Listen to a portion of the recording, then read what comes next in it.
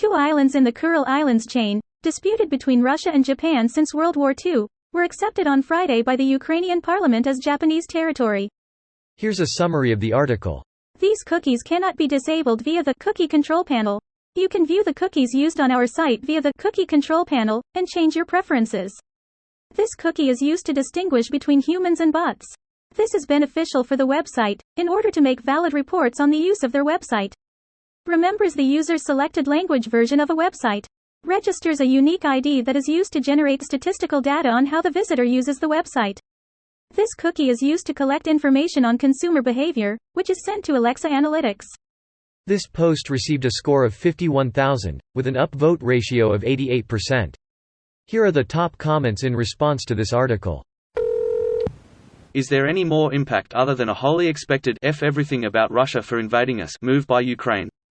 Like, does it affect a UN vote on recognition on anything?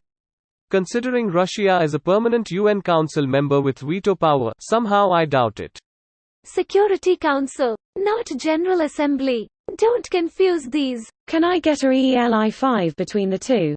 Security Council, US, UK, France, Russia and China, who are permanent members with a veto right, plus a rotating set of 10 other countries with no veto right. Basically the UN body responsible for avoiding war, implementing sanctions, establishing peacekeeping operations and authorizing legal military action. General Assembly, the main body of the UN, responsible for most decision and policy making, where every member is represented. They also appoint the non-permanent members to the SC. The GAR can also take action if the Security Council fails to assure peace because of a veto by one of the 5 permanent members. Also very helpful, thank you. This article claims the decision was on Shikotan and Habamai only. Other articles say it also covers Kunashir and Aturup, the 2 other significantly larger islands also claimed by Japan.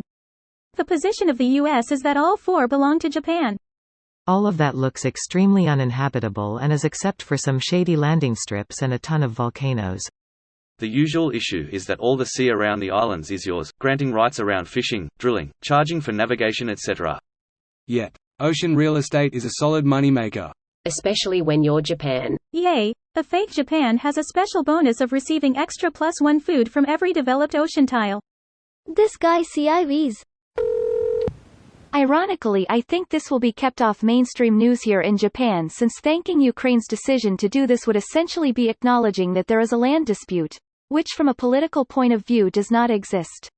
So I'm an idiot, but what happens in disputed territory like this? Japan says it's theirs, Russia says otherwise. So who collects taxes? Who keeps track of driver's licenses? Who controls the minutiae of everyday life in the 21st century? Or is it just so sparsely populated it doesn't really matter? Whomever physically controls it. For example, Crimea. You ask Russian and Ukrainians whom Crimea belongs to, both say it is them, but at the moment it's Russian army that is in control of it. Might makes right, as it always has in history. And still does, not just for international law. Powerful people can usually get away with breaking the law. The few places they can't is because the general population have power. It still might makes right either way.